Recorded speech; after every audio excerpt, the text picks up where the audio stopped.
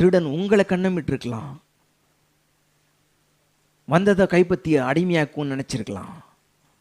அப்படி ஒரு சூழலை நீங்க பார்த்துட்டு இருக்கலாம்.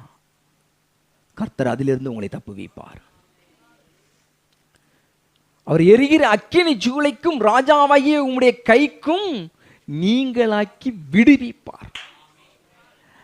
நீங்க தான் சொல்லணும், இந்த வார்த்தை வரணும் பாருங்க. தேவன் என்னை தப்புவிப்பார், என்னை விடுதலையாக்குவார்.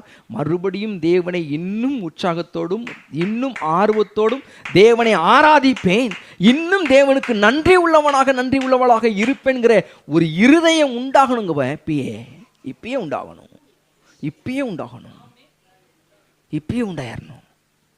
தாமதத்துக்கு இடமே இல்லை, இப்பயே உண்டாயிரணும். என்னை தப்புவிப்பார், நிச்சயமா நான் வெளியே வருவேன், நிச்சயமா நான் விடுவிக்கப்படுவேன். தெரியும்.